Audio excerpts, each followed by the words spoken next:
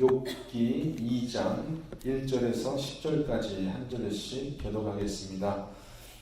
또 하루는 하나님의 아들들이 와서 여호와 앞에 서고 사탄도 그들 가운데에 와서 여호와 앞에 서니 여호와께서 사탄에게 이르시되 내가 어디서 왔냐? 사탄이 여호와께 대답하여 이르되 땅을 두루 돌아 여기저기 다녀왔나이다.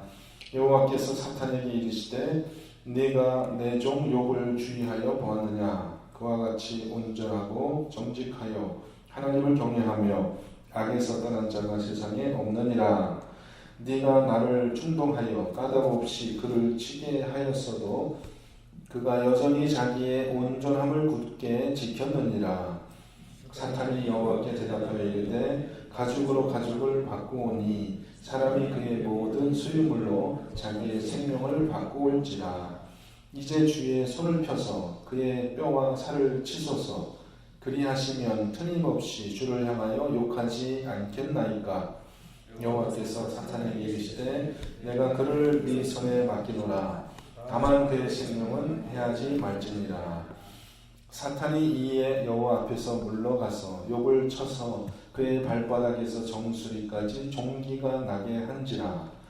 욥이 제 가운데 앉아서 질그릇 조각을 가져다가 몸을 긁고 있더니 그의 아내가 그에게 이르되 당신이 그래도 자기의 온전함을 굳게 지키느냐? 하나님을 욕하고 죽으라. 그가 이르되 그대의 말이 한 어리석은 여자의 말 같도다. 우리가 하나님께 복을 받았은즉 화도 받지 아니하겠느냐 하고 이 모든 일에 욥이 입술로 범죄하지 아니하니라. 네. 오늘 말씀의 제목은 까닭없는 고난의 이유 이렇게 정해봤습니다. 까닭없는 고난의 이유. 네, 제목이 말이 안 되죠. 까닭이 없는 고난인데 무슨 이유가 있겠습니까? 그게 그 말인데 우리는 욥의 고난을 보면서 과연 욥이 이러한 고난을 당한 그 이유가 무엇이며 목적이 무엇이며 어떤 유익이 있었는가를 생각할 수밖에 없고요. 또 하나님이 시험을 주시는 목적이 이 요놈이 정말 시험을 잘 통과하나 안 하나 그것을 보기 위해서 주는 것이 아니라 어떤 특별한 목적이 있어서 시험을 주신다는 거죠. 하나님이 그거를 미리 아시겠죠. 우리의 중심을 아시는 하나님이 정말 얘가 이 시험을 받고 넘어질까 아니면 제대로 시험을 다 통과할 수 있을까 그거를 알아보기 위해서 시험을 주셨다고는 생각하기가 어렵습니다. 하나님은 이미 우리의 마음을 알고 계시니까요.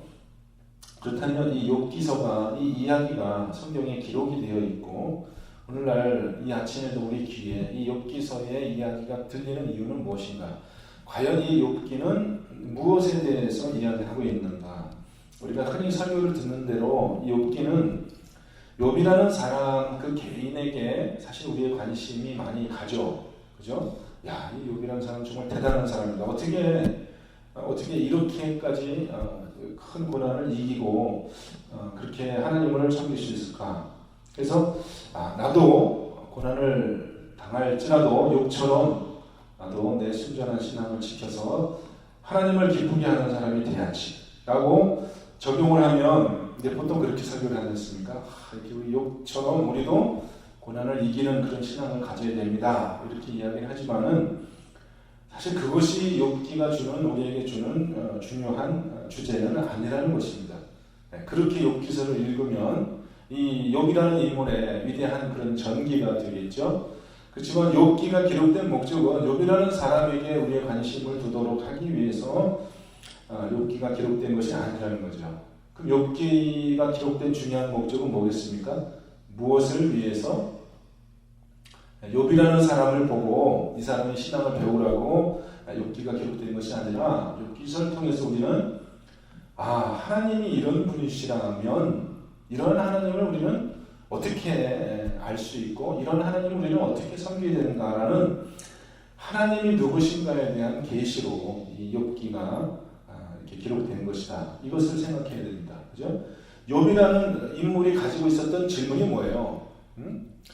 왜 하나님이 나한테 이런 고난을 주시나 이거였지 않습니까? 근데 그 질문에 그 질문을 한 단계 더 깊이 들어가면 뭡니까?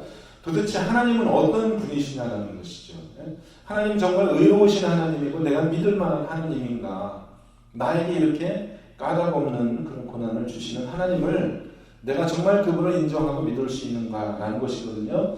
그래서 우리가 이해할 수 없는 그런 하나님의 성품이 있기 때문에 우리 인간의 길과 다른 그런 하나님의 길을 우리가 이 말씀을 통해서 이해함으로 그렇구나, 그런 하나님이 정말 참된 하나님이고 나의 신앙이 그런 하나님을 이해해 드리는, 그죠? 하나님 참 오해받기 쉬운 그런 하나님이시잖아요. 그래서 그런 하나님을 우리가 이해해 드리는 그런 신앙으로 우리의 신앙이 나가기를 원하는 것이죠.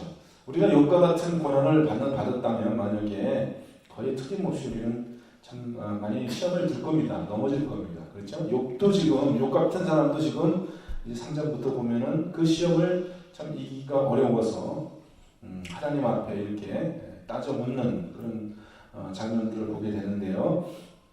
자, 오늘 말씀 보면서 정말 그 하나님이라는 분이 어떤 분이신지 욥의 입을 통해서 또 친구들의 또 그런 또 변론을 통해서 이제 앞으로 좀 알아볼 텐데 그 점에 주목하여서 우리가 하나님을 한번 잘 알아보도록 하겠습니다. 이 2장의 그 시작도 그렇고요. 또 하루는 그런 이제 표현으로 시작이 되는데 그 앞에도 그런 표현이 많이 나와 있죠. 1장 시작할 때도 그렇고요. 하루는 6절에도 그렇고 이렇게 하루라는 말이 많이 나오는데 하여튼 정해진 때가 아닌 어느 날 이제 2차로 하늘의 법정에서 모임이 이제 모였습니다. 여러분 1장에 있는 내용과 이렇게 문장 구조가 다 똑같아요. 그래서 하나님의 아들이 와서 섰고 거기에 이제 사탄이 왔습니다. 1장에서 나왔었죠. 한번 하늘의 법정에서 또 여호와께서 사탄에게 또 똑같은 질문을 합니다. 네가 어디서 왔느냐? 사탄이 얘기합니다. 땅을 두루 돌아 여기저기 다녀왔나이다. 그래? 그럼 네가 땅을 두루두루 돌아다녔으면 그 중에서 여러 사람 만났겠지만 그 중에서도 내 종 욥을 주목하여 보았느냐? 그같이 온전하고 정직하고 악에서 떠나 하나님을 경외하는 자가 세상에 없다. 또 자랑합니다. 내가 나를 충동하여 까닭없이 그를 치게 하였어도 이것을 보면은 분명히 욥이 당한 고난은 까닭이 없었던, 당하지 않아도 될 만했던 그런 고난이라는 것을 하나님도 인정하신다는 거죠. 그래서 욥이 이제 첫 번째 시험에 이제 그 시험을 잘 이겨낸 것을 하나님은 사단에게 자랑을 하는데 사단은 이번에도 그 굴복하지 않고 다시 자기의 주장을 또 펴니다. 4절 5절 말씀입니다. 이제 주의 손을 펴서 그의 뼈와 살을 치소서 그리하면 틀림없이 주를 향하여 욕하지 않겠나이까. 앞에 말하고 똑같죠. 그의 소유물을 치소서 그러면 그가 주를 향하여 욕할 것입니다. 틀림없이 그럴 것입니다. 사단이 정말 욥을 이렇게 평가했다면 과소평가한 거죠. 사단은 참 멍청한 그런 지혜가 없는 그런 존재일 것입니다. 그렇죠? 아니 그렇게 사람 보는 돈이 없나요? 욥을 그까짓 거 재물 좀 빼앗는다고 욥이 하나님을 욕하겠습니까? 근데 사단은 지금 거의 확신을 가지고 또 얘기를 하는 겁니다. 틀림없이 이제 하나님이 그의 이제 그 소유는 다 뺏었으니까 더 이상 뺏을 것이 없으니까 이제 뼈와 살을 치소서 그 육체의 고난을 주시면 그가 틀림없이 하나님을 욕할 것입니다. 근데 이거는 사단이 정말로 그렇게 몰라서 욥이라는 사람을 몰라서 그렇게 이야기한 것인지 아니면은 사단도 나름대로는 또 지혜가 있다고 하니까 욥이라는 사람이 그런 사람이 아니라는 것을 알면서도 여전히 자기의 희망사항을 가지고 그렇게 욥을 그렇게 참소하는 것인지 참 좀 생각이 좀 해볼 만한 그런 문제입니다. 사단의 한계라는 것은 뭐냐면 사단이 하나님을 바로 알지 못하기 때문에 사단도 여전히 자기의 한계 속에서 이 세상을 이해할 수밖에 없는 거예요. 지금껏 상대했던 많은 사람들은 다 예외 없이 자기의 뜻대로 넘어갔거든요. 이 정도 하면은 다 넘어간단 말입니다. 근데 그 사단이 여태까지 경험했던 그런 이 세상의 모습이 욥에게는 그것이 통하지 않았다는 것입니다.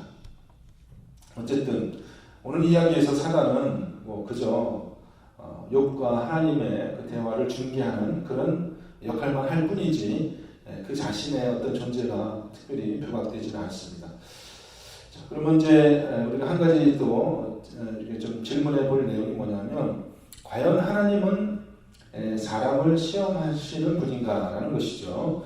야고보서 1장 13절 17절의 말씀을 보면 사람이 시험을 받을 때에 내가 하나님께 시험을 받는다 하지 말지니 하나님은 악에게 시험을 받지도 아니하시고 친히 아무도 시험을 시험하지 아니하시느니라.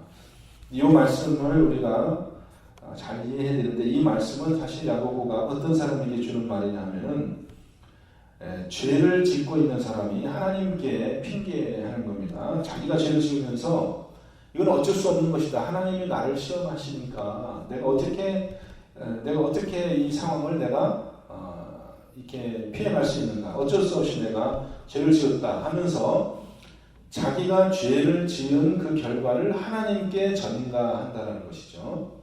아담을 보십시오. 아담. 그러니까 하나님께서 하와에게 너 왜 내가 먹지 말라고 한 그거 먹었어? 하니까 하와는 뭐라고 해요? 뱀이 나를 유혹했다. 뱀이 유혹을 안 했으면 절대로 내가 안 먹었을 건데 뱀이라는 놈이 있어서 나를 유혹한 것이다. 이렇게 얘기를 하고요. 아담에게 너는 왜 그러면 제 순서가 거꾸로 됐네요. 먼저 아담에게 먼저 물어봤죠. 아담아 너는 왜 내가 먹지 말라고 한 거 왜 따먹었냐 그랬더니 아담은 또 뭐라고 그래요? 여자 때문에.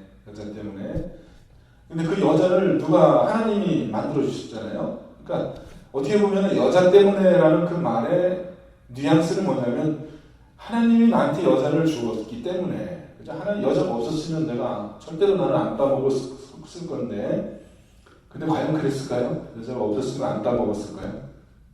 그건 우리가 알 수가 없지만은 하여튼 여자 때문에라는 말의 그 뉘앙스는 뭐냐면 하나님이 나한테 여자를 주셨지 않습니까? 그 여자는 또 뱀 때문에 뱀은 또 어디서 온 거겠습니까? 뱀도 모르지만 어쨌든 하나님 때문에 그러니까 내가 하나님께 순종하지 않은 그 이유가 하나님께 있다라는 그 핑계를 대는 거예요. 그 사람들에게 지금 야고보 사도가 하는 말이 시험을 받을 때 네가 죄 지으면서 내가 이 하나님께 시험을 받는다 이렇게 하지 말라는 거예요. 하나님은 누구에게 죄를 짓도록 그렇게 하시는 분은 아니라는 것이죠.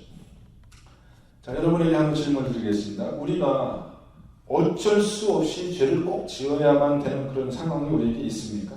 그런 선택이 없이 죄를 안 지을 수 없는 어쩔 수 없이 죄를 짓는 그런 상황이 우리에게 있습니까? 있어요? 없어요? 어쩔 수 없이 선택이 없어요. 내가 어쩔 수 없이 죄를 지어야만 되는 그런 상황이 우리에게 있을까요? 대답을 안 하셔도 그렇다고 해서 답이 달라지는 건 아닙니다만, 그러니까 그렇지는 않다라는 것이죠. 우리는 언제든지 죄를 안 지을 수 있는 자유가 있어요. 어쩔 수 없이 죄를 지었다는 것은 그것은 핑계일 뿐입니다. 그리고 우리가 죄를 짓는다면 만약에 우리가 죄를 안 지을 수 있는데도 불구하고 죄를 짓는 것을 우리가 선택하는 이유는 뭡니까? 그거는 하나님이 나를 시험했기 때문이 아니라 야고보서 말씀대로 오직 각 사람이 시험을 받는 것은 무엇 때문에? 자기 욕심 때문에, 자기 욕심에 끌려 미혹 때문에. 뱀이 원인 제공을 했기 때문에 내가 죄를 짓는 것이 아니라 무엇 때문에? 먹고 싶은 내 그 욕심, 내 이 죄를 짓고자 하는 그 욕심 때문에 내가 먹은 것이지. 어떻게 그거를 뱀에게 그것을 전가할 수 있느냐는 것이죠. 어떻게 그걸 하나님이 나를 시험했다라고 할 수 있는 겁니다. 근데 우리는 인간들은 너무 많이요. 죄를 짓고 막 화를 내고 무례한 행동을 하면서도 그것이 바로 너 때문이다. 내가 죄를 짓는 게 바로 너 때문이다 하고 다른 사람에게 죄를 전가하는데 우리는 참 능숙합니다. 그죠? 내가 욕심이 있어가지고 나 때문에 내가 이 죄를 지은 거다라고 얘기를 하지 않고 우리는 자꾸 다른 사람에게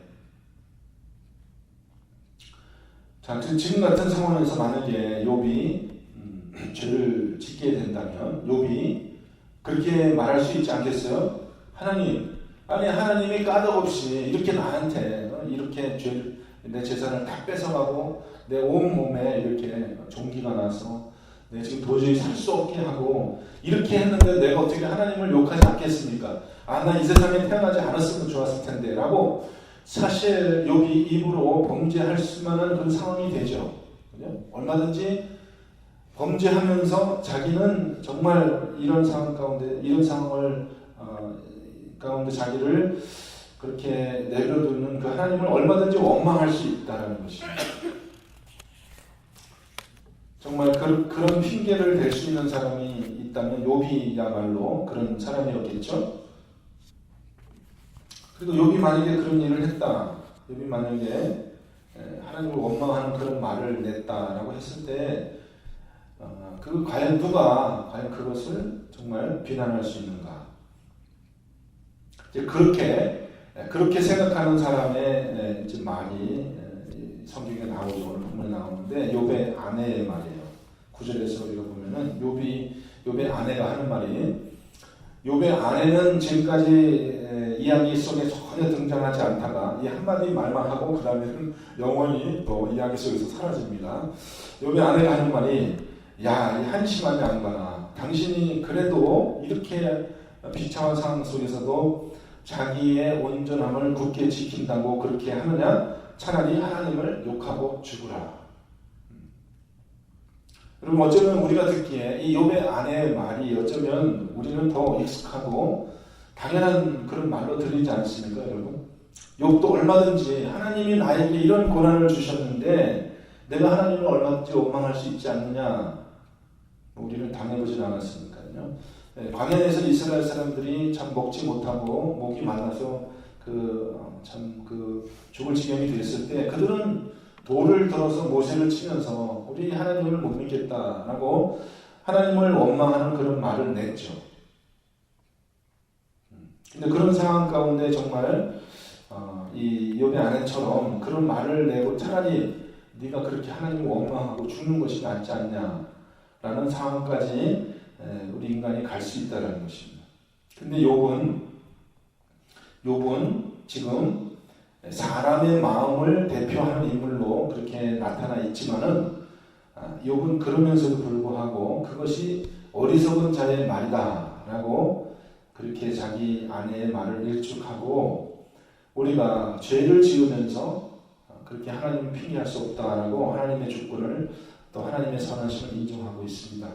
자, 10절 말씀이 결론 말씀인데 우리가 앞에서 들었던 말씀하고 유사성이 있지만, 자, 주신 분도 하나님이시요, 그 다음에 가져가신 분도 하나님이시니까 여호와 하나님이 찬송을 받을지어다. 위대한 신앙 고백을 우리가 어제 말씀에서 들었죠. 10절 말씀도 비슷한 말씀인데 다시 한번 우리가 한번 읽어보겠습니다. 10절 말씀 같이 읽습니다. 그가 이르되 그대의 말이 한 어리석은 여자의 말 같도다. 우리가 하나님께 복을 받았은즉 화도 받지 아니하겠느냐 하고 이 모든 일에 욥이 입술로 범죄하지 아니하니라. 조금 우리 좀 고통이 왔을 때 우리가 이 욥처럼 좀 진득하니 그렇게 좀 참고 그렇게 할 수 있는, 이게 뭐 신앙인지는 모르겠지만은 그런 인격이 좀 있어야 되겠습니다. 그죠? 뭐 조금 뭐 좀 불편한 게 있으면 막 소리에 지르고 막 화를 내고 얘가 못 살겠다 그러고 막 우리가 이렇게 좀 조급하잖아요. 근데 욥의 말은 하나님의 절대 주권을 아주 인정하는 그런 말이죠. 하나님이 화를 주셨으니까 하나님이 복을 주셨으니까 하나님이 우리에게 화를 주실 수 있는 분이다. 그러니까 어떤 사람에게 화를 줄 것이냐 복을 줄 것이냐 그것을 결정하는 분은 하나님이시다라는 것이고, 그것을 두고 우리가 하나님을 원망하거나 하나님을 비난할 수가 없다라는 그런 판단이거든요. 이것은 우리 인간의 보통 사람들에게는 참 이것은 잊기 힘든 그런 하나님의 주권 신앙입니다. 왜 하나님은 어떤 사람은 구원하고 어떤 사람은 멸망 가운데 두는 것이냐? 죄를 지었기 때문에 구원하지 않는 것입니까? 멸망시키는 것입니까? 그렇다면 구원하는 사람은 죄를 안 지었나요? 그건 아니잖아요. 그죠? 그 사람이 원인 제공이 했기 때문에, 그 사람이 나쁜 사람이기 때문에 하나님이 구원하지 않고 벌을 주시는 것은 맞지만, 그렇다고 그러면 구원하는 사람은 그러면 나쁜 짓을 안 한 착한 사람이고 선한 사람이기 때문에 하나님이 구원하시는 것은 아니잖아요. 그죠? 그래서 하나님의 기쁘신 뜻대로 다 멸망받을 사람들인데, 그 중에 하나님의 기쁘신 뜻대로 어떤 사람들을 하나님이 구원하신다. 그렇게 우리는 믿고, 또 그것을 부인하는 사람들, 그래서 하나님은 사랑이시고 모든 사람을 하나님은 다 구원하신다. 이렇게 믿는 사람들을 우리는 보편 구원론자라고 부르잖아요. 유니버설리스트 영어로 그렇게 얘기를 하죠. 이단입니다. 이단이에요. 하나님은 사랑이시기 때문에 모든 사람을 구원하실 거다라는 것이죠. 왜 하나님이 다 같은 죄인들을 차별하여서 누구는 구원하고 누구는 구원하지 않느냐, 그런 불공평한 하나님이 있을 수 있느냐. 여러분, 하나님이 누구는 구원하고 누구는 구원하지 않는 그런 행동을 하시면 그것이 하나님이 불의한 분이 되시는 겁니까? 하나님이 불의하신 겁니까? 사람을 차별한 거니까 불공평하고 불의한 하나님이 되시는 겁니까? 그렇진 않다라는 것이죠. 하나님은 얼마든지 당신의 뜻대로, 어차피 이 사람들은 멸망당할 사람이에요. 구원하실 그 은혜, 그 권리가 하나님께 있으시다는 것입니다. 그래서 이 욥은 우리 인간이 이해하지 못하는 그 하나님의 절대 주권에 우리가 굴복해야 된다라고 사실 이야기하고 있는 것입니다. 아까 서두에 말씀드린 것처럼 욥이라는 사람의 고난이 있는 것은 그가 얼마나 훌륭한 사람이고 얼마나 그가 하나님을 기쁘게 했고 그가 얼마나 구원을 받기에 자격이 있는 사람인가를 드러내는 것이 아니라 하나님의 주권이 우리의 삶에 얼마나 그렇게 크게 이렇게 미치고 있는데, 그 하나님의 주권을 우리가 올바로 이 고난을 통해서 우리가 하나님이 누구신지를 잘 알게 하기 위한 그런 목적으로 우리에게 고난이 있을 수 있다. 이것을 이야기하고 있습니다.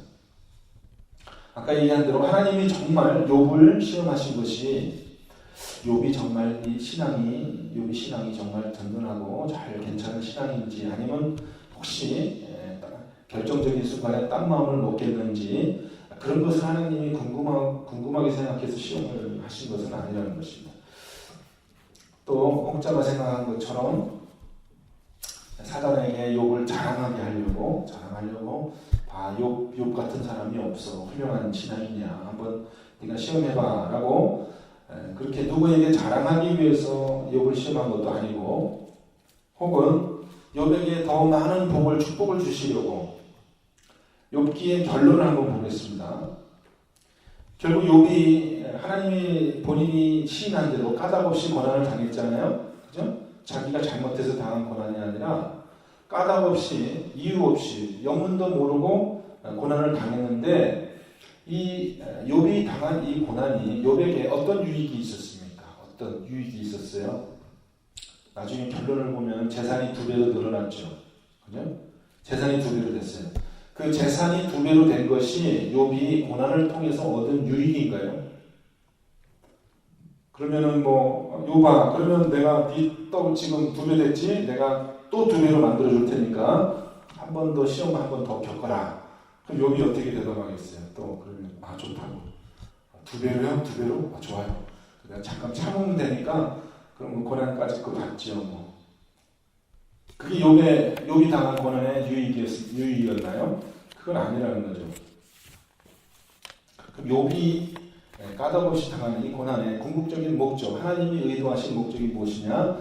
결국은 제일 마지막 장 결론에 42장에 가서 드디어 그 결론이 나오는데, 욥이 이렇게 대답하는 겁니다. 42장 한번 결론 부분 먼저 한번 보겠습니다. 42장 한번 펴셔서 1절부터 6절까지 이렇게 한번 눈으로 보겠습니다. 42장 1절부터 6절, 이 결론 부분이거든요. 제가 1절부터 6절까지만 읽겠습니다. 욥이 여호와께 대답하이르되 주께서는 못하실 일이 없사오며 무슨 계획이든지 못 이루실 것이 없는 줄 아오니 무지한 말로 이치를 가리는 자가 누구이니까. 나는 깨닫지도 못한 일을 말하였고 스스로 알 수도 없고 헤아리기도 어려운 일을 말하였나이다. 내가 말하겠사오니 주는 들으시고 내가 주께 묻겠사오니 주여 내게 알게 하옵소서.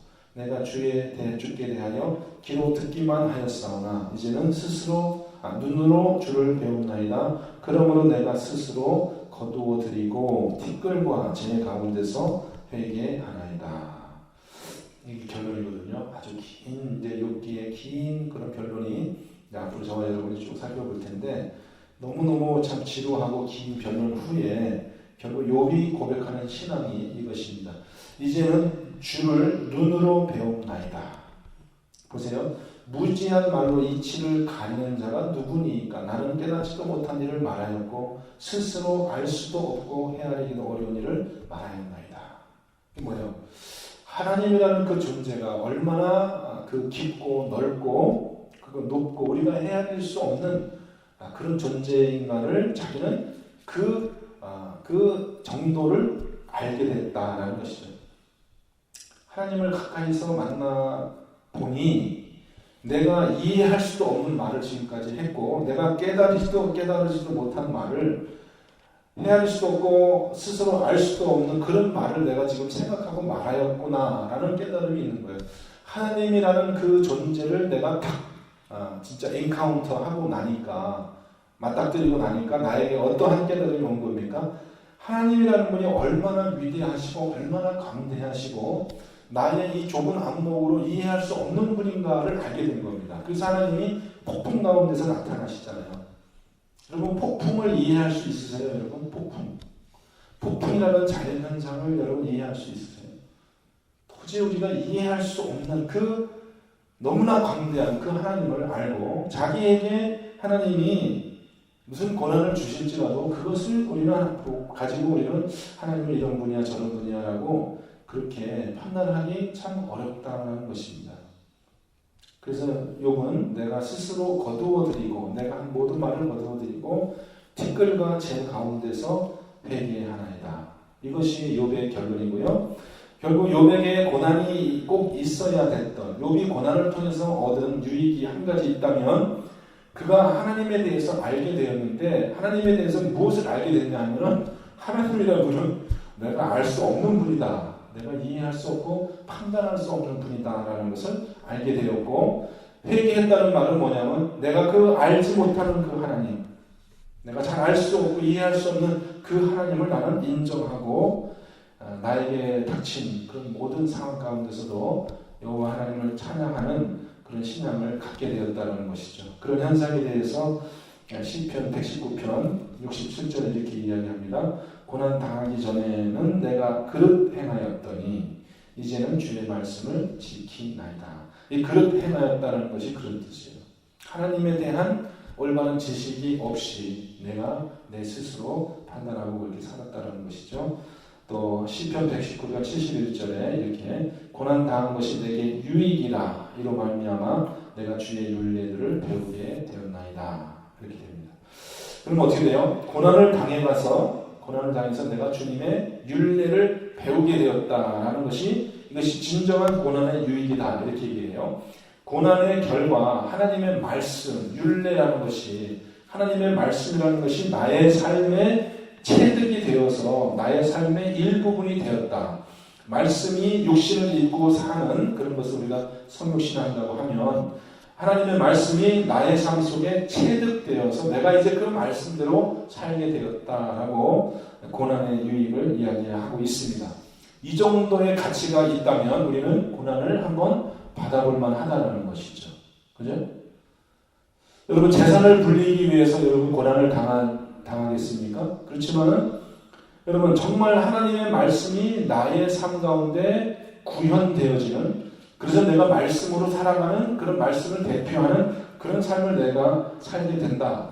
그러한 결과가 있다면 저와 여러분은 기꺼이 그러한 유익을 위해서 고난을 받아낼 수도 있다는 것이죠. 그러면서 이것이 고난이 유익했다라고 고백할 수도 있다는 것입니다. 그렇죠? 그런 목적이 있다면 저와 여러분의 삶 속에 어떠한 어려움이 있어도 정말 하나님의 말씀이 내 속에 들어와서 이 말이 된다고 그러죠. 예수님이 말씀이셨던 것처럼 내가 정말 말씀으로 살아가는 그런 삶이 나타난다면, 그리고 내가 그 위대하신 하나님의 실체를 말씀을 통해서 만날 수 있는 그런 유익이 있다면 우리는 기꺼이 이 고난을 우리 삶으로 이렇게 받아들일 수 있는 그런 믿음이 생기게 된다는 것이죠. 이것이 욥기서의 중요한 주제고, 또 저와 여러분이 앞으로 우리 삶을 통해서 이루어가야 될 그런 참 위대하지만 위대하고 그런 놀라운 목표가 될 것입니다. 자, 하나님이 주신 고난이라는 것이 있습니다. 하나님이 주신 고난이라는 것이 있는데 정말 그것이 저와 여러분의 삶 속에서 그 목적대로 그런 유익이 생겨나기를 우리 주님의 이름으로 축원드립니다. 한번 같이 기도하겠습니다. 하나님, 몇 날 며칠 또 우리 인생의 짧은 인생 가운데서 우리가 지고가는 그런 고난이 있고, 그것을 통해서 하나님을 더 많이 알아가기를 소원합니다. 아버지 하나님, 오늘 하루의 삶 속에서도 우리의 생각과 마음 속에서 주님을 만나게 하여 주시고, 삶의 현장에서 주님을 만나게 하여 주셔서 그 광대하고 위대하신 하나님 앞에 스스로 돌이켜 회개하는 저희가 되게 하여 주시며, 고난을 통해서 정말 말씀 그 자체가 우리 삶에 녹아지고 우리 삶의 일부가 되어져서 하나님께 영광 돌리는 우리 성도의 삶 살게 하여 주옵소서. 오늘 하루 주님께서 동행하여 주시기를 간청하며 예수 그리스도의 이름으로 기도합니다. 아멘.